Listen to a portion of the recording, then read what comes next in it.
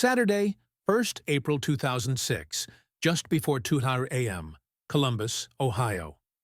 A 27-year-old medical student rides an escalator to a second-floor bar near the Ohio State campus. Cameras see him outside the entrance at 1:55 a.m., speaking briefly with two women. Closing time is minutes away. After that, he is never captured leaving. He seems to vanish inside a building crowded with people and ringed with security cameras. How does someone walk into a bar and not walk out? Before we begin, if you think you hold the single clue that still matters most, something concrete about that final hour, that building's exits, or a sighting with time and place, please share it with police rather than in comments. For everyone's safety, please avoid naming private individuals or posting unverified allegations. As of today, there are no publicly announced suspects in this case, and authorities continue to assess only credible information. Brian Shaffer was in his second year at the Ohio State University College of Medicine. Friends knew him as tall, musical, fond of beach towns, and close to his family. March had been hard.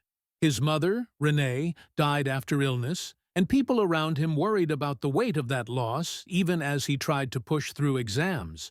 He had a girlfriend, Alexis, another medical student. They had a Monday flight booked for a spring break trip to Miami. He never made that flight. The places matter. The bar, Ugly Tuna Saloona, sat inside the South Campus Gateway complex on North High Street, with a main entrance reached by escalator and cameras trained on that approach. A service door inside the venue led to a back corridor and a then-active construction zone with its own exit at street level. Brian's apartment on King Avenue lay roughly half a mile west, walkable in about 10 minutes on a quiet night, with the Olentangy River cutting a dark line just beyond campus. The suburb of Hilliard, 14 miles, 23 km northwest, would later enter the story for a disputed phone ping. Now the timeline. Friday, 1st March 2006.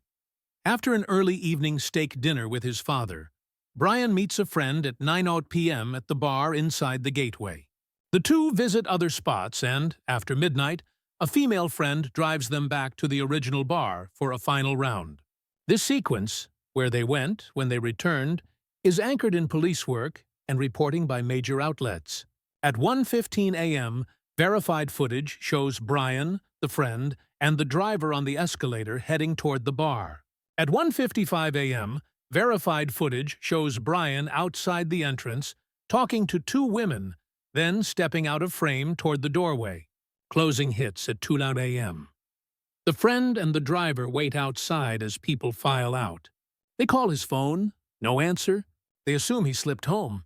On Monday morning, 3rd April 2006, he misses the flight to Miami. His family reports him missing. What was found versus what was not. At Brian's apartment on King Avenue, his car sat in its usual spot. Inside, nothing appeared disturbed. Police and volunteers searched dumpsters, alleys, rooftops, embankments, and, with the city's permission, sections of the sewer. Other bars' cameras were checked. None showed him after 1:55 a.m. Bank accounts did not move. His mobile did not place calls or texts. The clothing detail, jeans, a blue-green striped shirt, trainers, was noted on state missing persons bulletins. What investigators did not find was any clear footage of him leaving by escalator or front door, any purchase trail, or any confirmed digital trail beyond a disputed cell tower ping later in the year. On sightings, the separation is stark. Confirmed sightings, none after 1:55 a.m. at the bar entrance. Unconfirmed or contested. Tips arrived from around the U.S., with occasional claims from as far as Sweden, but none were verified by police. In 2019, a photo of an American man living unhoused in Tijuana circulated widely. In 2020, police forwarded it to the FBI for analysis, and facial recognition review concluded the man was not Brian. As the investigation matured, cycles of review and appeal marked the years. In September 2008, Brian's father, Randy, died in a windstorm accident. A condolence message later posted to his online obituary, signed, "To Dad, Love Brian, U.S. Virgin Islands," was traced to a public computer and deemed a hoax. In 2014, a longtime investigator told a magazine that, after meticulous study of the tapes, he could say with 100% certainty Brian did not leave via the escalator. In March 2021, Ohio's Attorney General released an age-progressed image of Brian at about 42 years old to renew attention. Coverage in 2024 and 2025 shows the case still draws tips and periodic re-examinations. Authorities have not publicly named a suspect nor announced charges. Theory 1. An undetected exit and accident. Supporters point to the service door and construction zone, suggesting he slipped out unseen, became disoriented, and suffered a fatal fall or exposure nearby, perhaps in an area later sealed or redeveloped. The pushback. Multiple searches, including drains and sewers, turned up nothing. Extensive camera checks at neighboring businesses found no trace, and redevelopment tends to surface remains. A key question: can a precise reconstruction of the back-of-house corridor and construction layout at 2 a.m. from the Turtratatourens, Saturday, 1st April 2006, rule in or out a direct path to the street that avoided every lens? Theory 2. Voluntary disappearance. Friends recalled his grief and exhaustion. Some outlets reported he'd talked about a different kind of life, even music on a beach. Supporters argue he could have planned a quiet exit, left the bar unseen, and started over. The pushback. No provable pre-planning, no confirmed sightings using his identity, no financial or digital trail, and the deep pain it would inflict on family, which those who knew him struggled to reconcile. A key question: beyond the bar's footprint, did any camera on High Street, the Arena District, or transit hubs capture a figure matching his clothing in the hour after 2 a.m. that investigators could not definitively identify? Theory 3. Foul play after separation. In this view, he left the bar by a route the cameras missed, encountered harm close by, and the scene was concealed quickly, within minutes, before the area quieted. The pushback. No blood evidence reported, no contemporaneous disturbance calls at that time and place released publicly, and sustained law enforcement attention that has not produced a charge. A key question: can modern forensic reanalysis of archived materials, clothing descriptions, door hardware, construction logs, unshared footage, surface a missed trace? 1. The 1:15 a.m. escalator clip matters because it fixes who entered the bar shortly before closing, frame by frame, with clothing and companions confirmed. 2. The 1:55 a.m. doorway scene matters because it is the last verified view of Brian alive, steps from the threshold, within minutes of lights up. 3. No recorded exit via the escalator matters, because a veteran investigator later said he could state with certainty that he did not go back down that way, focusing attention elsewhere. 4. The service door. Route through an active construction area matters because it offers the only plausible path that could have bypassed the main camera and still reached the street. Wikipedia 5. The apartment check matters. His car remained at home, and nothing inside looked disturbed, which undercuts a pre-packed, long-term getaway. 6. The Monday, 3rd April 2006, missed flight matters, because it anchors the family's alarm and starts the official clock on the investigation. 7. The Hilliard Ping Report matters, because press accounts noted a September 2006 ring with a tower hit about 14 miles, 23 kilometers away, even as the carrier suggested a glitch. If real, it would extend his phone's active life. 8. The negative camera checks at other bars matter because they narrow potential paths away from the gateway. Complex after 2 a.m. inne. Adamen diwor poinding 9. The 2019 Tijuana photo, ruled out by FBI review, matters because it cleared a widely shared lead and demonstrates that speculative virality is not evidence. 10. The 2021 age-progressed image matters because it resets public memory with an updated face and keeps the case in front of anyone who might recognize him years later. The human cost sits beneath every date in this case. In September 2008, Brian's father was killed in an accident while clearing storm debris. Friends said the search had become his daily work. The hoax message in his online obituary compounded the family's grief. Over the years, vigils, campus flyers, appeals at concerts, and volunteer searches kept Brian's name alive. There is no public record from state or federal listings that he has been declared legally dead. He remains listed as missing. But what if Brian's story is not an anomaly, but part of a pattern of vanishing so perfect they seem impossible? Sunday, 6th April 1986. Before dawn in Gallup, New Mexico, a 9-year-old girl disappears from a small home off Route 66. By 7 a.m., her mother is moving from bedroom to bedroom, calling her name. The front door shows no damage. The night was quiet. The house, crowded but familiar. Hours later, searchers on foot and horseback sweep the desert edge. One fact cuts through the noise. A year on, a child's voice will call a police station and say her own name. Was it really her? Before we start, if you know the single clue that still matters most, something verifiable about that phone call or the late-night knock, please share it with law enforcement, not on social media. And for everyone's safety, please don't name private individuals or post unverified allegations. The FBI and Gallup police remain the proper channels. Anthonette Christine Cayedito was 9, a 4th grader at Lincoln Elementary, responsible beyond her years. She helped with her younger sisters, liked Bible study, and wore glasses. On most days, she looked like any kid in Gallup. Brown eyes, black hair, a shy smile. Yet she stood out for how seriously she took small promises. That night, she reportedly slept in a pink knee-length nightgown and often wore a silver chain with a small turquoise cross. She is of Navajo and Italian descent. Gallup sits on Interstate 40, about 138 miles, 222 kilometers west of Albuquerque.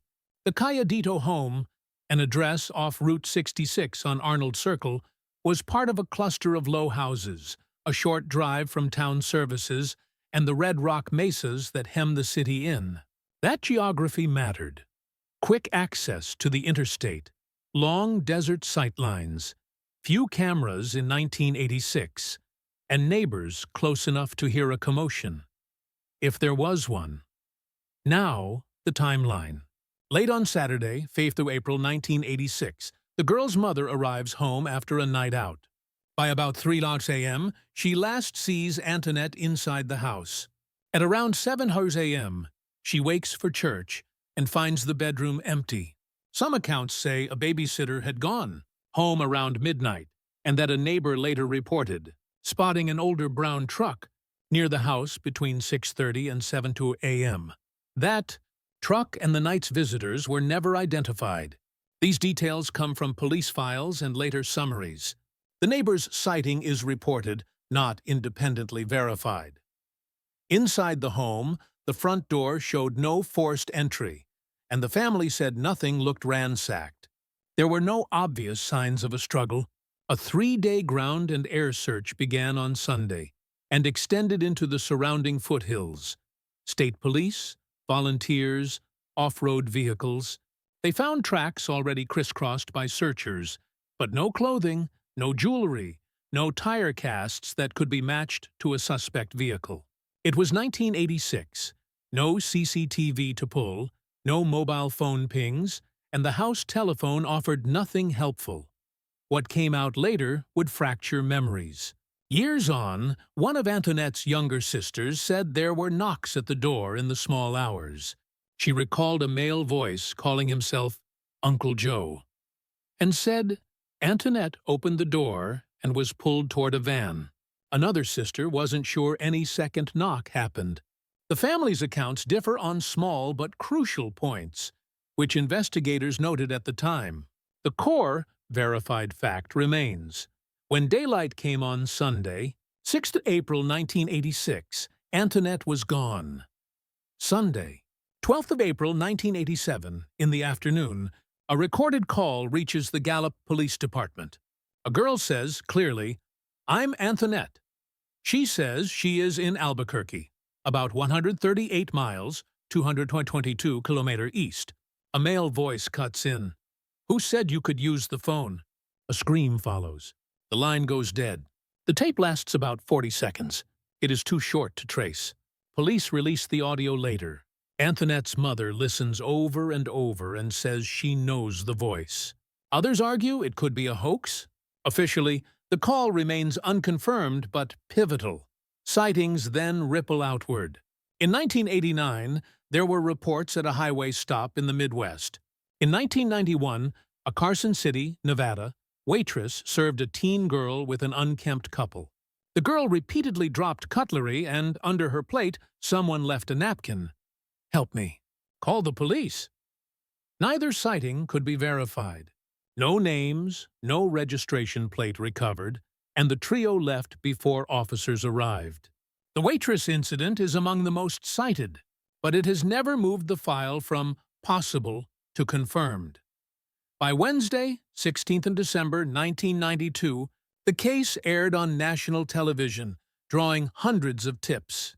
In 1991, the FBI and the National Center for Missing and Exploited Children had already released age-progressed images. Through the 2000s and 2010s, periodic reviews pulled the case forward, digitizing paper reports, recontacting witnesses, checking unidentified remains.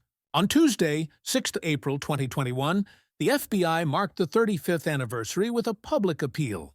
In May 2022, the Bureau released a Navajo language audio of the missing poster. In August 2024, a New Mexico station revisited the file with new family interviews and renewed appeals. Investigators have, at times, shared competing hypotheses. Some officers have said publicly they believed family members might have known more than they disclosed. The child's mother died in 1999 and was never charged with any crime. Officially, the classification remains a non-family abduction. Foul play is suspected. Homicide has not been proven. This is the narrow legal middle the case still occupies. Theory 1. A stranger or opportunistic abductor, drawn by an open door in a busy household near a highway. Supporters point to the lack of forced entry, the reported truck at dawn, and the speed with which a child could be moved onto Interstate 40. The weakness is motive and opportunity without prior contact, and the absence of forensics from a break-in. Key questions. Who was driving older brown trucks registered locally in early 1986? And did any of those owners have ties to Gallup's Arnold Circle? Theory 2. An acquaintance-facilitated taking. Some family accounts mention a name at the door and suggest a child might have opened it because she recognized a voice. Those who favor this theory argue the phone call's content, saying her full name to Gallup police, sounds like a child who knows she is being looked for and is trying to cut through doubt. The weakness: inconsistent witness memories and no corroborated suspect. Key questions. Can modern interviews and limited records from 1986-1987 tighten the circle of known adult visitors in the weeks before the abduction? Theory 3. Trafficking and transport beyond New Mexico. The 1991 Carson City account and an earlier unconfirmed tip in Texas suggest movement west and east along major corridors. Advocates say the napkin plea fits a girl under control in public. The weaknesses are obvious. No proof the teen was Anthonette, no vehicle plate, and no physical evidence recovered. Key questions. Are there unidentified Jane Does in the Southwest whose DNA, rechecked today, intersects with family reference samples? Did any known routes link Gallup to Nevada via handlers active in that era? 1. The recorded phone call on Sunday, 12th April 1987. Voice comparison by family, content, and the impossibility of a trace still needs modern audio forensics and linguistic analysis. 2. The reported older brown truck seen between 6:30 and 7 a.m. on Sunday, 6th April 1986, make, model, and New Mexico registration patterns remains a solvable data point if logs or community memory can be tapped. 3. Who used the Gallup house phone last on Saturday night into Sunday? Toll records then were limited, but surviving billing or subpoena returns could be rediscovered in archives. 4. The Uncle Joe claim, identity checks on all men known to family by that name or nickname in 1986, and whether any had access to a van matching descriptions. 5. The Carson City napkin. If the original was retained, modern touch DNA might still yield a partial profile. If not, staff logs, till receipts, and police notes could be re-audited. 6. Church and neighborhood routines on Sunday morning. Bible school schedules. Who saw the family car move, and which neighbors were awake at 6:07 a.m. can still tighten the clock. 7. School records and child friend statements from March-April 1986. Any mention of new adults, gifts, or rides offered could surface patterns missed then. 8. Any surviving items from Anthonette's room, nightgown, bedding, jewelry box, if preserved, should be re-examined with current trace techniques. 9. The Bowie Gallup to Albuquerque Corridor Motel. Registers and desk clerk memories in April 1986, April 1987 can be mined today with community appeals keyed to specific dates. The distance is about 138 miles, 222 kilometers. 10. The age-progressed images, 1991 onward, should be cross-posted in Navajo and English with DNA upload reminders. Small family DNA matches still break cold cases. The human cost is measured in what the family did next. They put up posters, sat with journalists, and returned calls from strangers who thought they'd seen a girl with soft brown eyes. They attended ceremonies, lit candles, and fielded tips that went nowhere. Her mother died in 1999, still without answers. Her sisters grew up carrying a date, Sunday, 6th of April 1986, that never moves off the calendar.